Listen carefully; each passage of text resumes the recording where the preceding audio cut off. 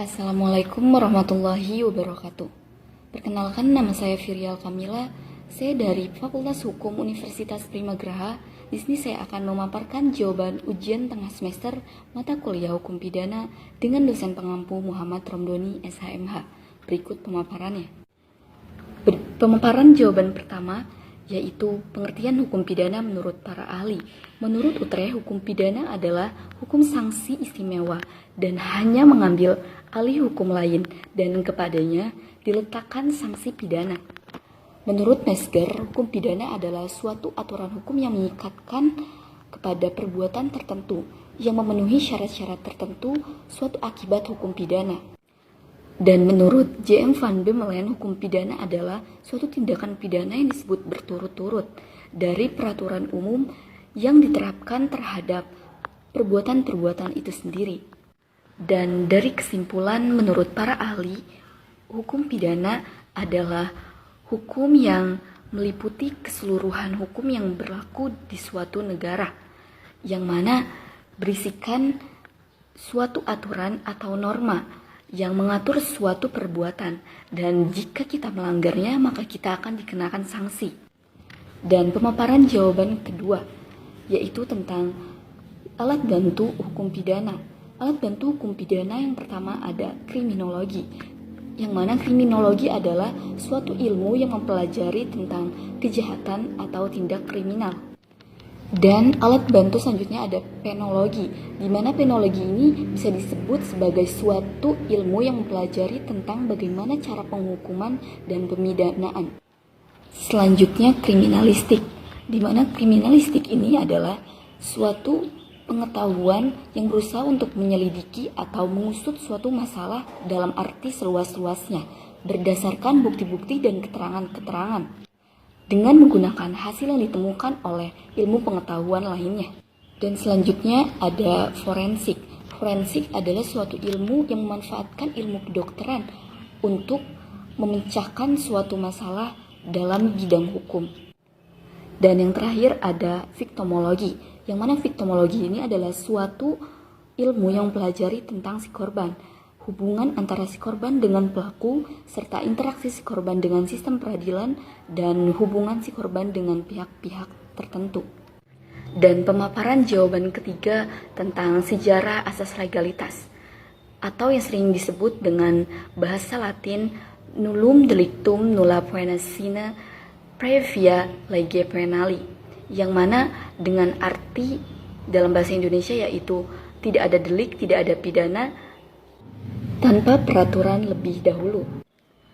Pada masa Romawi kuno, hukum pada zaman itu disebut atau dinamakan dengan kriminal extraordinaria, yang artinya kejahatan-kejahatan yang tidak ada dalam undang-undang.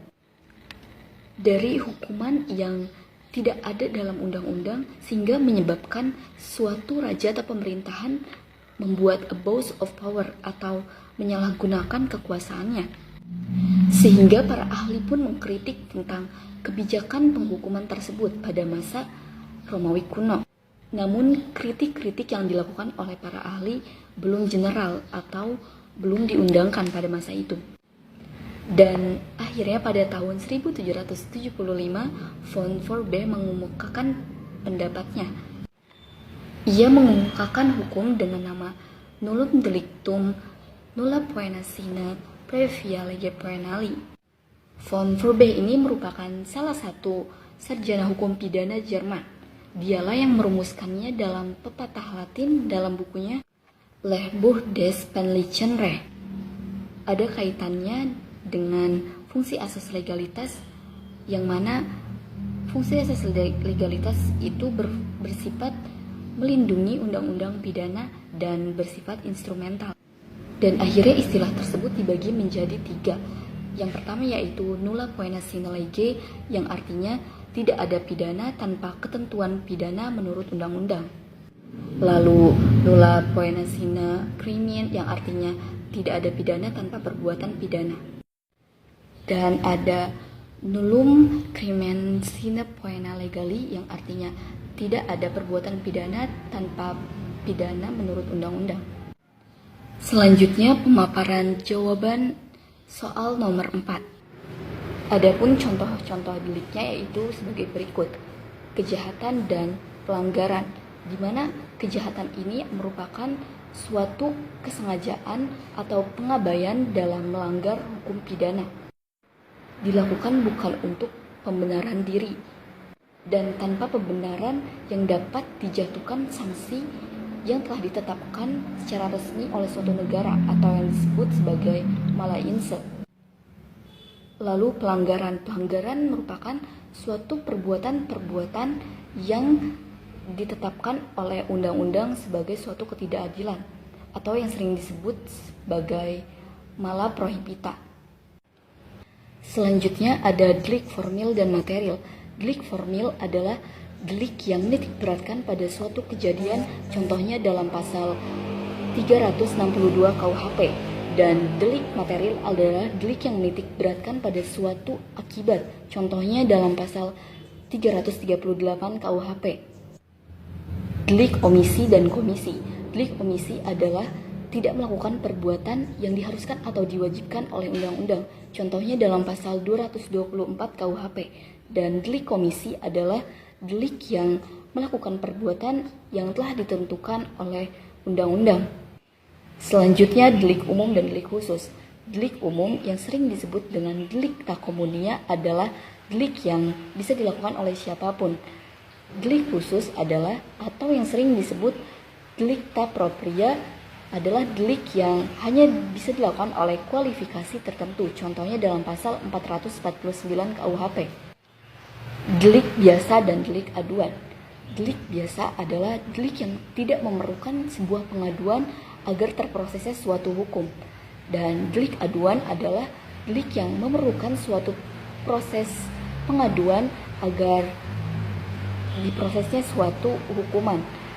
Contohnya dalam bab 16 KUHP tentang kejahatan pencurian, pemerasan, penggelapan, dan kesusilaan. Selanjutnya delik sederhana dan delik terkualifikasi. Delik sederhana adalah delik dalam bentuk pokok sebagaimana dirumuskan oleh pembentuk undang-undang, contohnya dalam pasal 372 KUHP. Dan delik terkualifikasi adalah delik dengan adanya pemberatan karena keadaan-keadaan tertentu, contohnya dalam pasal 374 KUHP. Selanjutnya pemaparan jawaban soal nomor 5. Sebagaimana kasus yang telah dijelaskan dalam nomor 5, terjadinya hukuman di negara luar. Jadi yang tindakan pidana tersebut terjadi di Saudi Arabia. Dan bagaimana sih cara proseduralnya agar ia mendapatkan penghukuman di Indonesia? Yaitu dengan cara ekstradisi. Cara ekstradisi ini adalah penyerahan tersangka atau terdakwa yang terpidana di negara lain yang tersangka tersebut akan dikembalikan ke negaranya tersebut, dan selanjutnya ia akan dihukum di negara tersebut atau di negaranya. Dan yang terakhir yaitu pemaparan soal ujian tengah semester nomor 6. Adapun konsep kesalahan itu terbagi menjadi dua, yaitu kesengajaan dan kealpaan. Lalu kesengajaan dibagi lagi menjadi 3. Yang pertama yaitu kesengajaan sebagai maksud, kesengajaan sebagai kepastian, dan kesengajaan sebagai kemungkinan. Dan kealpaan juga terbagi menjadi 2, yaitu culpa lata dan culpa levis. Adapun corak kesengajaan yaitu sebagai berikut. Kesengajaan sebagai maksud. Kesengajaan sebagai maksud adalah kesengajaan untuk mencapai tujuan tertentu. Contohnya, si A menembakkan ke si B. Tentunya si A ingin si B mati. Itu tujuannya. Kejahatan sebagai kepastian. Kejahatan sebagai kepastian terbagi menjadi 2. Yang pertama adalah dikehendaki si pelaku, dan yang kedua adalah dikehendaki namun tetap terjadi. Contohnya seperti kasus Thomas van Bremerhaven pada tahun 1975. Ia mengirimkan sebuah peti berisi dinamit yang kepada kapal yang diharapkan meledak sehingga mendapatkan asuransi. Akan tetapi ketidakhati-hatian Thomaslah yang akhirnya dinamit pun meledak dan mengakibatkan 83 orang mati dan 50 orang luka-luka. Yang selanjutnya itu kesengajaan sebagai kemungkinan. Kesengajaan dengan kesadaran akan besarnya kemungkinan. Contohnya, terdakwa mengatakan bahwa ia tidak bermaksud untuk membunuh si korban, tapi semestinya ia menyadari bahwa pedang yang ditebaskan kepada badan si korban akan mengakibatkan pendarahan yang hebat, sehingga banyak kemungkinan dan memungkinkan akan membuat si korban kehabisan darah, yang akibatnya akan menyebabkan kematian. Yang selanjutnya yaitu bentuk kealpaan. Bentuk kealpaan menjadi dua. Yang pertama yaitu culpalata. Culpalata adalah sebuah pelaku yang mana di dalamnya melakukan perbuatan bahwa ia menyadari akan terjadinya sebuah akibat seperti kecelakaan. Akan tetapi meskipun ia percaya dan berusaha agar akibat itu tidak terjadi, tetapi akibat tersebut akan tetap terjadi juga, atau yang sering disebut sebagai kelalaian berat. Dan selanjutnya yaitu culpa levis. Culpa levis adalah bahwa si pelaku melakukan perbuatan disadari atau tidak disadari yang diperhitungkan adanya kemungkinan akan timbulnya suatu akibat yang diancam atau dilarang oleh undang-undang. Padahal seharusnya si pelaku bisa memperhitungkan atau membayangkan sebelum akan timbulnya suatu akibat. Baik, itulah pemaparan jawaban ujian tengah semester mata kuliah Hukum Pidana yang dapat saya sampaikan. Terima kasih. Wassalamualaikum warahmatullahi wabarakatuh.